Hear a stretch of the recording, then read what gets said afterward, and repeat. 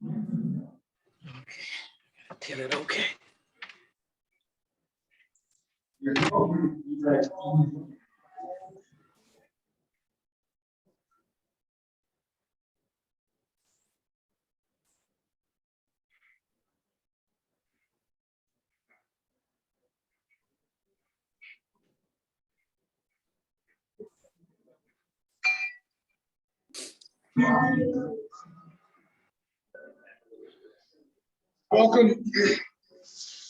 Welcome back to the meeting in the room and on Zoom. Welcome back, everyone. Mr. Lotta, don't let Mike Jacob get you in trouble carrying on a conversation like that. Welcome back, everyone. Thank you for the fellowship on Zoom and in the room. It's great to be together. I mentioned that March was Women's History Month. And so want to celebrate some special women for Rotary. I think it's back in there. So celebrating Women's History Month in the Rotary Club of Flint, District 6330, and Rotary International.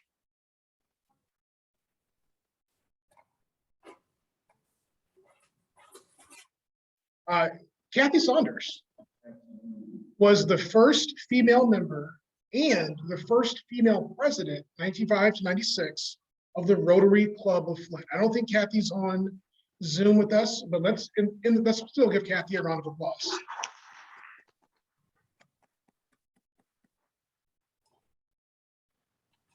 Now, Kathy blazed a trail that some in the room and on Zoom have followed or will soon follow. Past female club presidents, of course, Kathy, Dr. Brzezinski, Lindsay Younger. Dr. Brzezinski was 2001, 2002. Lindsay Younger, 2004, 2005. Janice Karcher, 2005, 2006. Roxanne King, 2008 to 2009. Tiffany Flynn, we all remember Tiffany Flynn as the club president, 2011, 2012. Dawn Hibbert, 2014 to 2015. I don't know if Dawn is on the Zoom. And Amy Krug, who I believe is on Zoom, 2015, 2016. Amy, if you're on, can you unmute and say hi? Hi, everyone. Hi, Amy. And Amy, for you, I wore my pin from the 100th celebration because you know you led that as thanks, well Pat. as your presidential duties. But that's not all. Or they say in Michael J, what they say on TV, but wait, there's more. The legacy continues. President-elect Elizabeth Jordan, Vice President Anne-Marie Van Dyne, and directors Ellen Brothers and Christina Church. Let's give them a round of applause as well.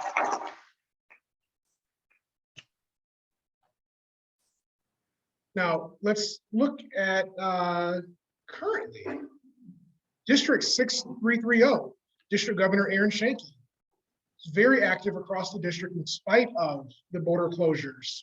I know that she is hoping to be able to visit clubs in person and do more of that, but some of that may continue. But Aaron, of course, we know her as a member of the Greater Flint Sunrise Club and a very active person here in the Flint, Tennessee community. And let's go to RI. Big news next year. Well, July 1st.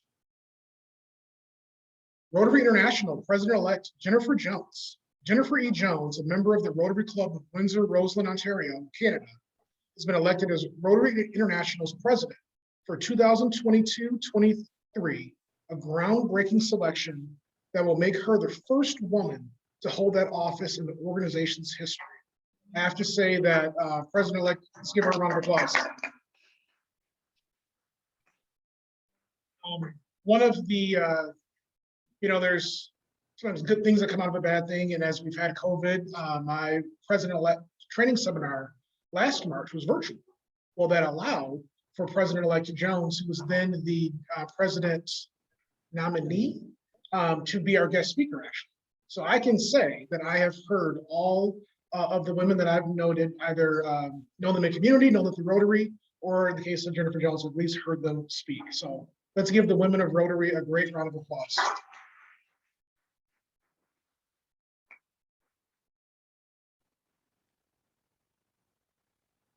For announcements, as I mentioned, if you have not read the email, well, first, we wanted to check, did everyone get the email that Rotary sent out at 6 p.m. on Ukraine?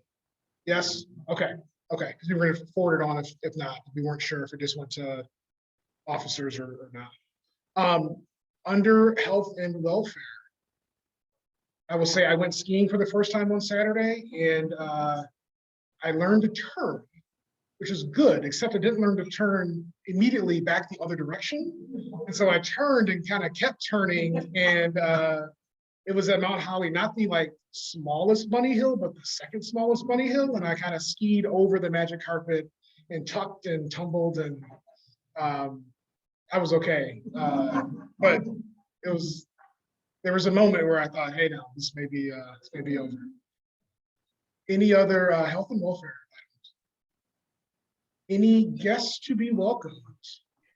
I don't see any in the room. On Zoom, are there any guests? I had an announcement.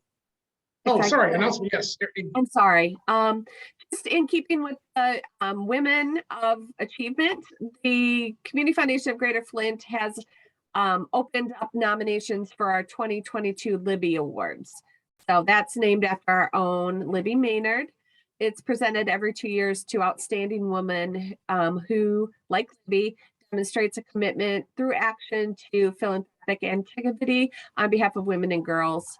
Inspirational leadership by influencing and inspiring diverse groups of women or girls, positive role modeling and activities specific to women and girls, and the empowerment of women and or assistance on their behalf. So those are very much all things that we see in our own Libby Maynard, but something that we want to recognize in other women as well. So those nominations are open, and if appropriate, I can have a link put in the bulletin so folks can check that out. Yep, actually, you can send it to me, Amy, and I'll put it in the weekly message that goes out next week. Okay, perfect. Thanks, Kyle. Thank you. Announcement, yes. Connie Peters has an announcement, and she has $1 ready that I will take because I know what the announcement is. Everybody tall here or what? Okay, I do have an announcement. In the next room, we are holding a radiothon today, and I'm sure you saw the Fox pickup out there, all nice and shiny. It's from 7 a.m. to 7 p.m. We're raising money for general operations so that we can procure more food. For every $1 donated, it equals 6 meals. So I do want to let some people know that if you want to call this number, can you see this okay? It's 810-732-4175. I was gonna pin it to my shirt, but I thought that'd be too obvious. 732. How's that? And Dan Crane, would you come up here? So far, when I walked into the room at 11 or noon, we had raised $12,968. We're going from 7 a.m. to 7 p.m. So stay tuned to 103.9. You came in and you made a donation. You are now a hunger hero, and you won the drawing. You got a $25 Buffalo Wild Wings gift certificate. Oh.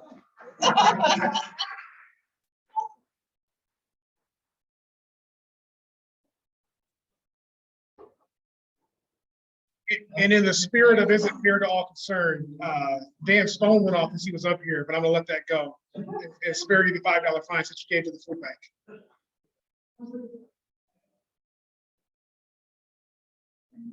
Yeah, and if you don't want to call, they'll just take cash next door, right? Okay.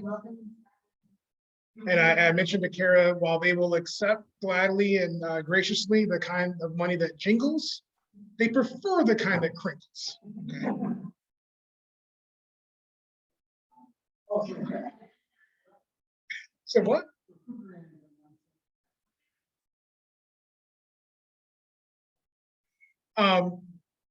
Any other announcements? Seeing or health and welfare? Guests? Any guests on Zoom? No? Okay.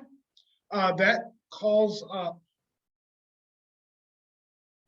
Fred Hines, who, in keeping with the food bank spirit, actually, Fred is a great volunteer at the food bank and leads one of the community partners, a group of 10 people-ish that get together a couple times a month and volunteer. So Fred, we'll see what ticket you pull. Let's see what ticket you pull.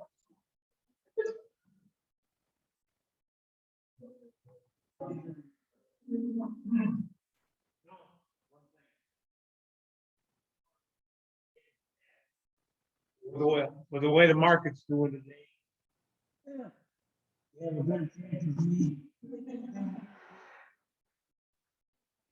I'm scanning the room looking for a honest person. I see Gene Dennis. Gene, would you mind? Well, between you, Jerry, and Dominique, yes.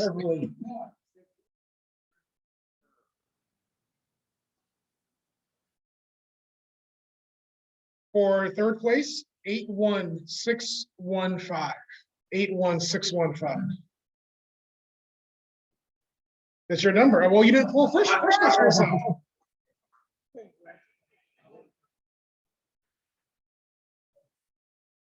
Oh, and Gene donated to the food bank. See, I told you he was honest. I mean, I'm a good, judge of these things. All right, for second place, 81567. 81567. 567. I do. All right, now if Dominique, so yeah, if Dominique wins next, we may have to have I know some folks who can do a forensic audit. You're giving my money? No. For first place, 81443. Joy, there you go. Yes. So next for our speaker introduction, we have someone who knows our guest speaker quite well, Connie Peters.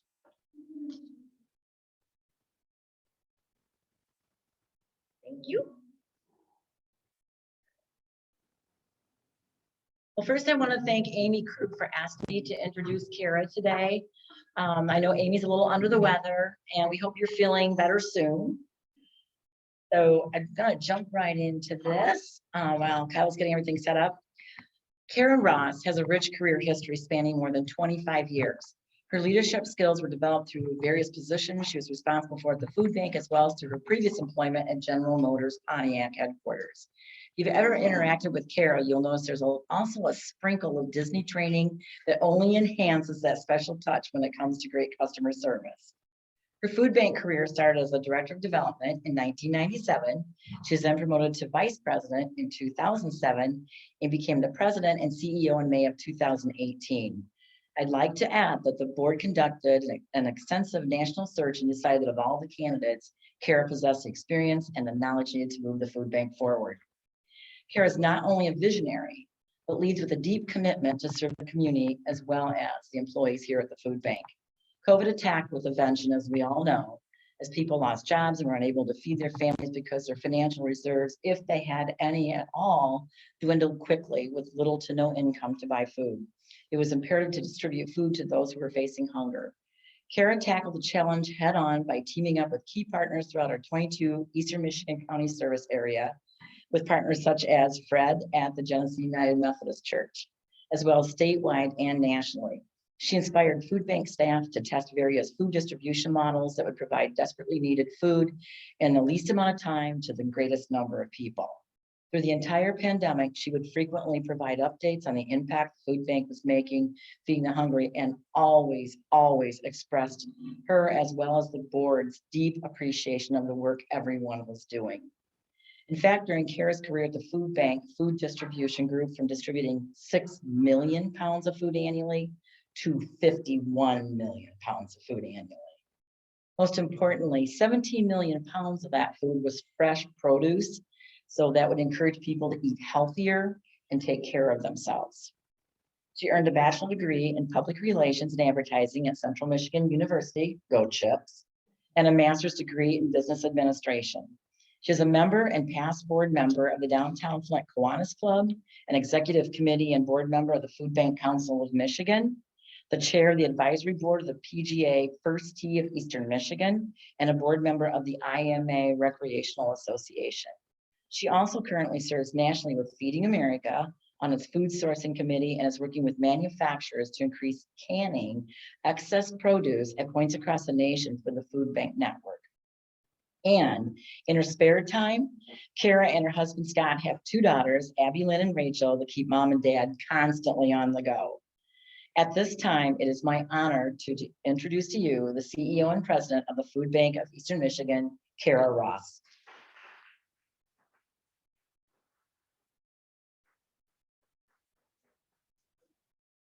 Right.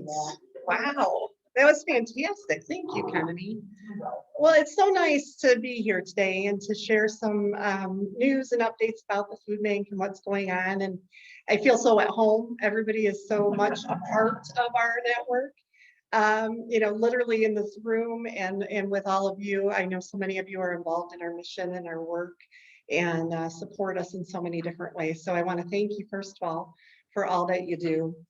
And really just share some updates and slides really around the work that we've been doing the last couple of years and maybe where we're going. So first, really, we're a community resource for food. And as much as everybody thinks, they often will think of us as a big pantry until they come in and see the food bank and see our buildings and realize that we're so much more. We're a resource for the entire region.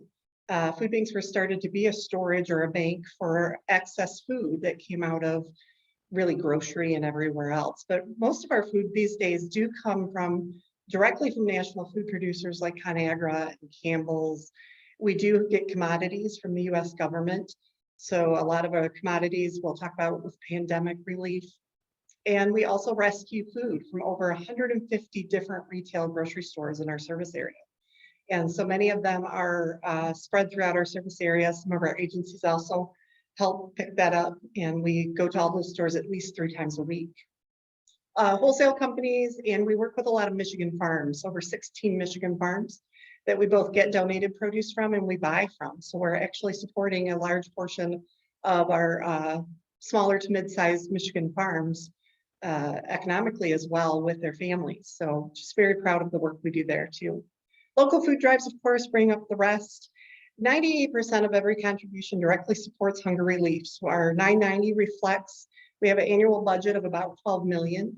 And when you factor in the food and the value of food with that, we're about an $80 million a year organization, which is just outstanding. And it's really that leveraging ability. A lot of times this food will be donated. We're just paying for transportation to get it here into the community. So the difference between those is really quite shocking for a lot of people. Even when we have to go out and purchase food, our purchase line items, we're buying semi-loads at a time. So it's very discounted in terms of how we're able to get it. Connie stole my thunder. More than half of everything we distribute now is fresh. And being with the food bank now for more than 25 years, this is something I'm probably the most proud of. A lot of it came from this building you're all in now, the Hunger Solution Center, and out in the hallway, you guys helped us with that wonderful mural, planting the seeds for this work. And literally we now have upwards of 20 different varieties of fresh fruits and vegetables that we get mostly again from Michigan farms and in the off season from as far away as Texas and North Carolina, South Carolina. But we also have milk and proteins, egg producers, a lot of other categories there in the fresh, not just the produce. So we do have 2 facilities. We have this building here, which is the volunteer hub. It also has the production kitchen that makes all this wonderful food for you, but also does about 8,000 meals a day for our children's feeding programs. So we work with Head Start with their in-school programs. We work with after-school programs. And then we also do summer food and summer on the run. So we'll hit some of those on a different slide. And the next door is our main warehouse. So if you haven't been in that space, I encourage everybody to stop by and see it. We can hold in our freezer, for example, 14 semi-loads of frozen food. And in the cooler, we can hold 12 semi-loads of food. And that will rotate every 2 to 3 weeks, as well as the dry storage of the warehouse. So at any given time, we have about 100 or 150 items on our menu for agencies to pick up and take back to do their work. So our service area is quite vast. We have at any time about 200,000 people that we consider to be food insecure in our 22 county service area, and that will change from year to year based on the census and other data. But we all know that neighbors are facing difficult choices. Even before you got into the pandemic, a lot of choices between paying rent or getting medicine. And then of course, during the pandemic, similar to the housing crisis, just everybody all of a sudden needed help. And so many people in our service area work in the hospitality industry and tourism in our northern counties. So everything was closed for quite a long time. And so even people that were working 2 or 3 part-time jobs, maybe were trying to get by on 1 part-time job and never even went and qualified or went for unemployment. So this is where we fill the gap. Our network of partners will offer food free of any charge for any neighbor who needs it, just by a declaration of need. There's no form to fill out. There's no income requirement. It's a charitable emergency safety net. So this is our service area. Again, we're 22 counties. The colors that you see here, we now have outreach regions where we have staff that live and work in the region. They participate with United Ways and food policy councils and all of our partner agencies, our stores, our farms, living and working in the communities that they're serving.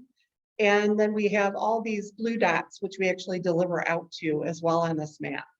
So we have 700 program partners, and 360 of them would be what most people think of the traditional pantries, soup kitchens, and shelters. And 207 are now backpack programs for the weekends. So this is meals going home with children on the weekends that might not have food otherwise until Monday when they got back to school for free or reduced price lunch breakfast. That one's my favorite. I like them all. But that, it brings me a lot of, peace of mind when you go to sleep knowing that kids are getting meals for the weekend during the school year. We have now 45 school and college pantries, which is a new way of thinking. We're really trying to be in all spaces where people are, bring down the barriers of transportation and getting to us instead. We have 6 distribution points for senior boxes and 30 of the school meal programs I talked about. And in the summer, we also have 30 traditional summer food sites like a Boys and Girls Club or a community, maybe it's a church that has a school or program going on during the summer. And then we have 15 mobile meal stops. And just while we were getting lunch, I mentioned, food is so much easier when you're doing it in high volumes. And I'm most proud of the work that we're doing on these mobile meal stops because it's nothing about volume. It's about kids who would otherwise not have a meal for the day. And we might only see 15 or 20 kids at any one stop at an apartment complex or a basketball court, but we're going right into neighborhoods and finding kids where they are and feeding them during the summertime. So a really great program there that continues to grow. So the innovative partnerships that we keep working on really to expand the emergency safety net is with hospitals as well, and doing a lot of the health outcome work that needs to happen with the fresh nutrition. I mean, so many doctors are prescribing medicines and then realizing, you're supposed to take it with food, but a lot of people don't have that food at home.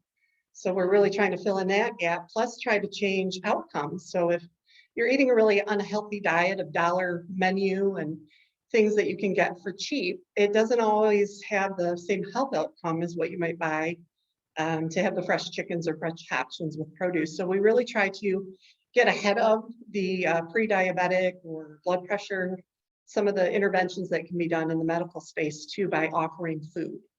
And then college and university pantries is a big one that keeps expanding. So many students today don't have the resources and money to have regular food. And so we're trying to get pantries in those spaces as well. So this is a big slide. I'm not going to read through all of this, but it's just one example of what's happened during the pandemic. With any emergency, same with the Flint water crisis, we've just stepped up and tried to help in ways that we can. And we went from doing about 10 semis of food a week to over 55 per week during the pandemic. And so every single county was getting a mobile food distribution at least once a week for a good time period during this. And it's still going on. Need is still so prevalent in our northern counties. Not everybody's back to work. And if they've, maybe had the savings that they once had is gone, and they're trying to rebuild that and get back on their feet. So we're still doing quite a bit of this. But we have an amazing food procurement team here. And I know Julianne brag all the time about our staff, but if we wouldn't have had the team that we had in place here, there's no way we could have done what happened. And I'm so proud of the work that was done by just getting a hold of all of these programs. Usually when USDA comes out with a food program, they just give it to food banks. And when the Farm to Family Food Box program came out, they said any nonprofit can have it.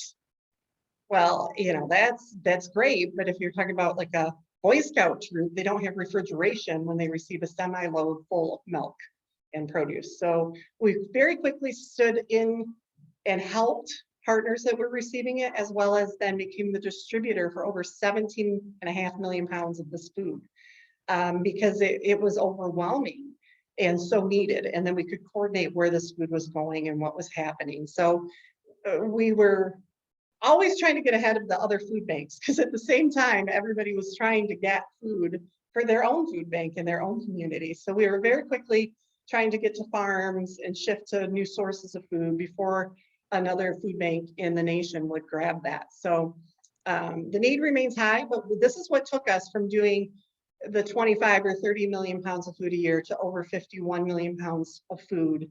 And last year we did over 43 million pounds of food. So we're still going to stay in that range, I think, for this year as well, just for another year or two as the need goes down. So we couldn't have done any of this without our team. We were an essential workforce, and had you asked us what that meant a couple of years ago, I don't think anybody who hired into our warehouse team really thought of themselves as an essential worker. But we stayed open and we stayed committed and got the work done.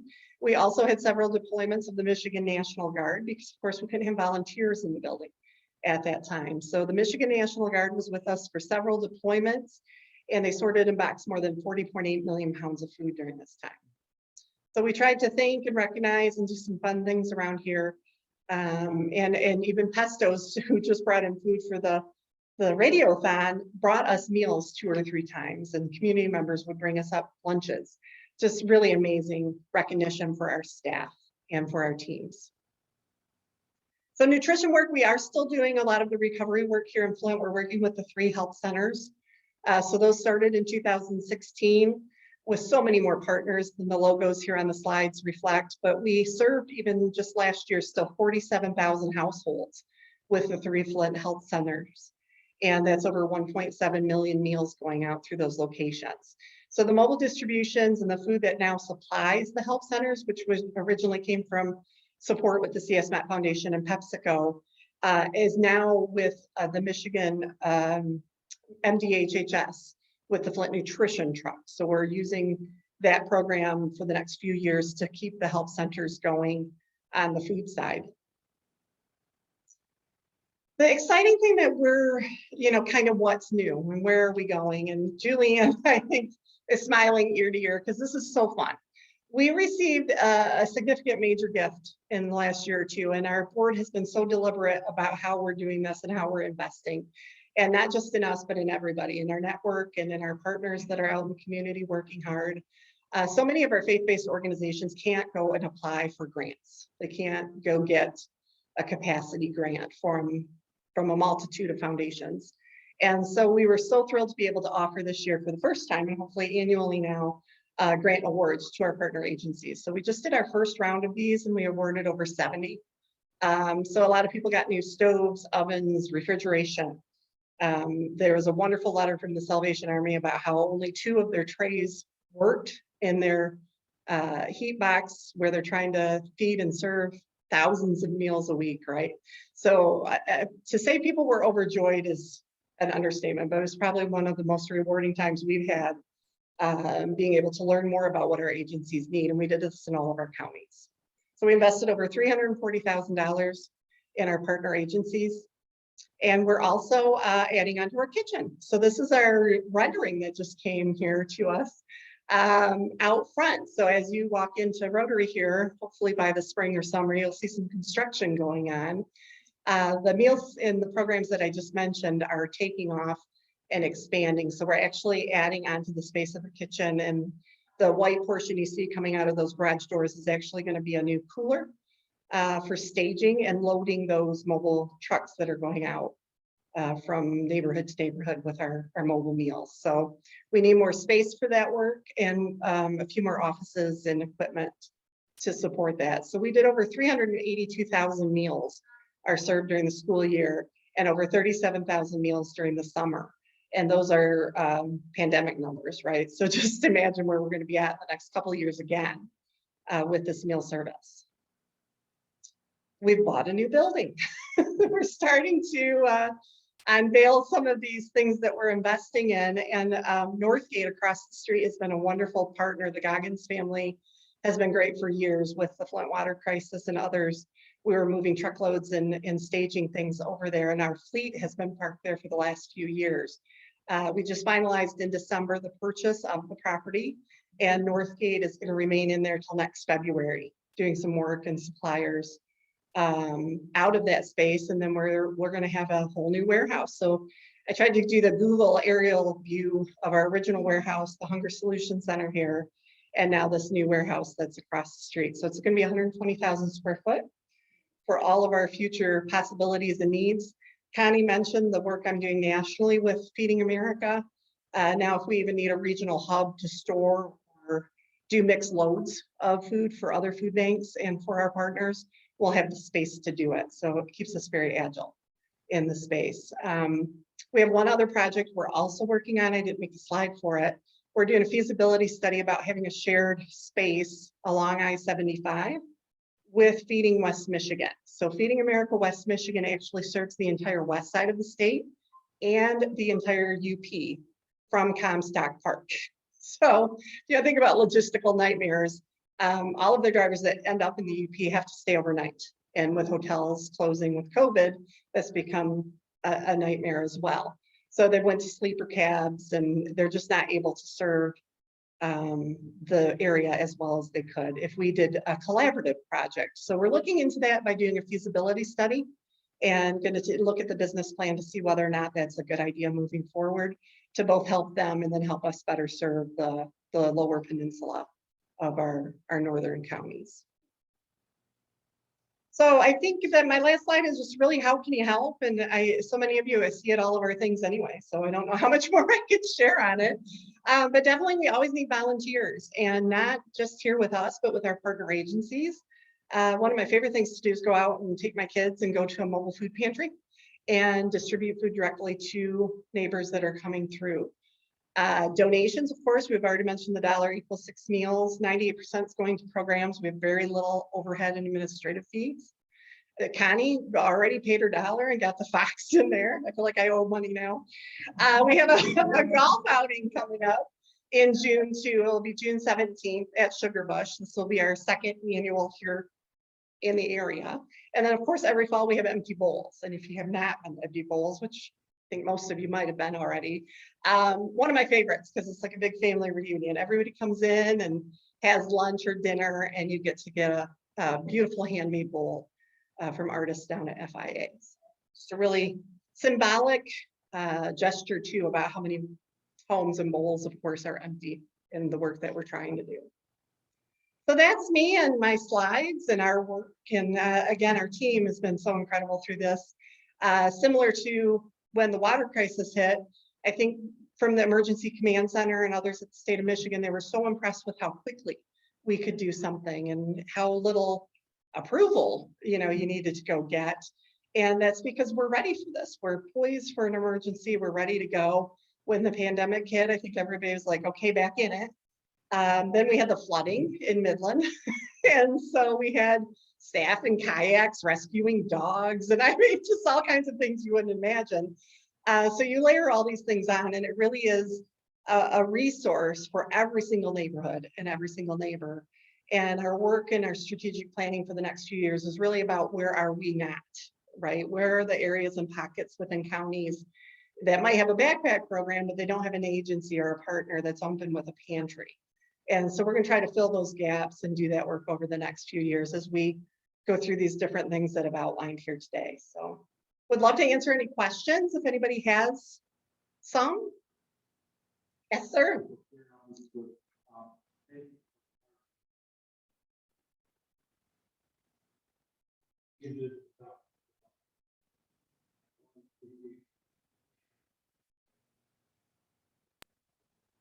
Thank you. We appreciate you. I feel like our job's a little easier. I mean, you guys are out there 7 days a week helping neighbors and doing the work that needs to get done too. So it's a good partnership. Yes. I'd like to know, how many people are in the staff? Warehousing, warehousing. Sure. So the question in the room was about how many people we have on staff. And this is something I'm still kind of impressed with because we have a lot of volunteers. We have less than 95 at any given time. 15 are truck drivers that are always out on the road, mostly Class A drivers. And then we have teams in our warehouse is probably about 25 of that. And then of course we have development and programs and other administrative tasks at hand. So we're usually around 95 during the summer. We welcome in youth with the summer youth initiative with the chamber. And we're one of the largest sites. So we usually have 60 to 65 teens here in the building working, and they go through rotations or can choose where they want to be. Some work in the kitchen and some are in the warehouse and do equipment training, power equipment, as we can train them and work through those jobs too. How do you read it? Yeah, it's what was our last, I mean, in a given year, it's usually 50 or 60,000. Ours are, again, it's this unsorted grocery store reclamation. I know a lot of you have been out there. All of that has to be inspected, make sure it doesn't, you know, it has a label, it's not bad, it's not open, all of that. A year.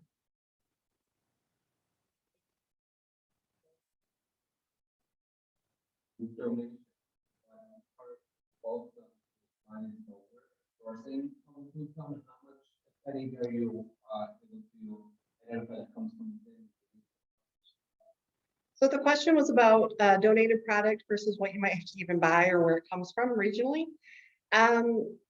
This is something we have to monitor every year, and it's by quarter. So on, you know, and I keep saying we're going to have a normal year, but I don't know when that is. In a normal year, we have, I would say about 60% of our food comes in as donated, and we're paying transportation on it. And then commodities, of course, make up a good portion of that, but then we have to buy the rest. So when we say, you know, donations and unrestricted dollars, all of that money is going to buy food. And there's not a lot of food made here in Michigan outside of farming. We don't have the ConAgras and the Campbell Soup of the world. So we are pulling that in usually from third-party vendors or straight through Feeding America with their grocery purchase program. But it's a big chunk. If we're not getting it donated, we do try to buy it and have it on our purchase menu, just to even go alongside what might not be here because everybody still needs it. So a lot of that will come from in the state. I would say our produce is probably 70% from the state of Michigan, and maybe 30% is out of state, just because again of transportation and what type of commodity or product you're talking about, because the shelf life is so important when you're buying a $50,000 load of tomatoes.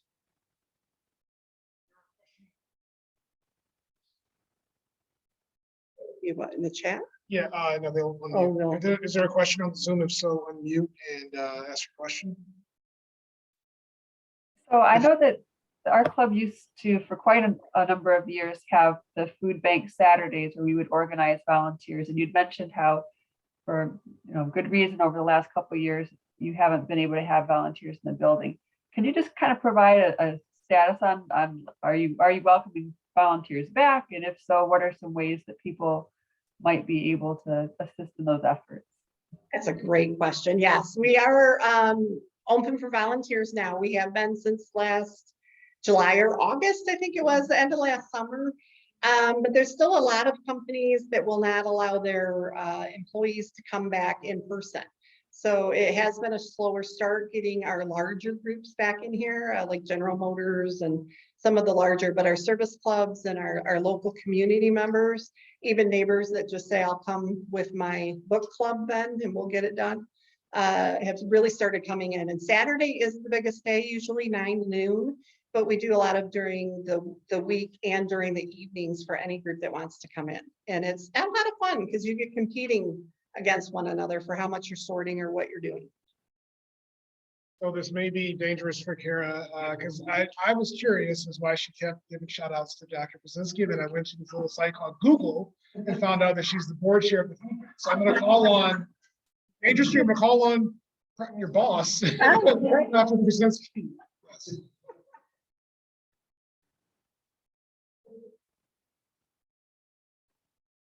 I didn't have $1, so I'm giving $5 for this.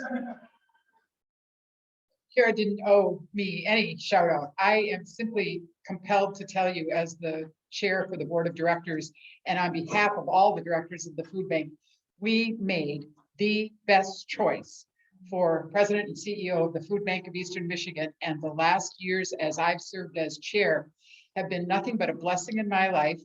And this young woman is a blessing in all our lives because she has the leadership skills to take us way beyond what we ever thought we were going to be able to do and do more and rise to the occasion quickly and fast and is very self-effacing. You would never hear her take credit for anything. So I felt it important to say, good job, well done, good and faithful servant, Kara Ross.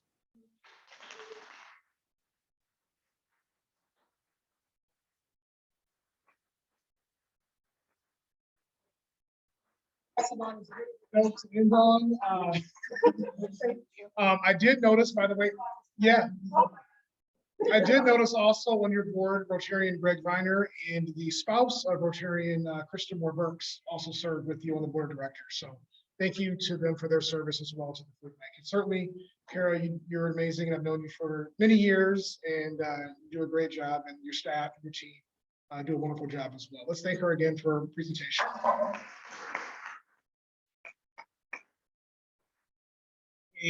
Now, development directors don't want to hear this, but a donation in your honor is being made to Rotary International for the eradication of polio. Connie would want to go to the food bank, but yeah, yes.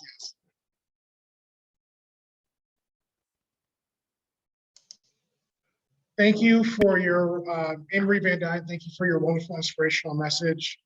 Thank you, Elizabeth Cummins, for your bulletin notes and setup and takedown as well.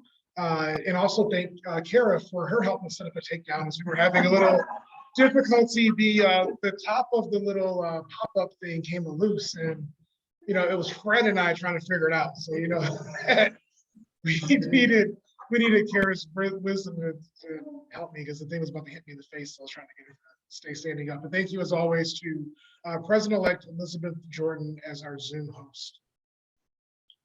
Please join us next Friday, March 11th. For a presentation by Samara Ho, who is the director of the U of M Flint Center for Gender and Sexuality, talking about advocacy, being an ally. Should be a really great program for all of us to hear and learn and understand a little bit more. So as you go about your day, your weekend and next week, please remember to serve to change lives. We are adjourned. Sorry, I've been, working out a little bit, getting a little stronger there.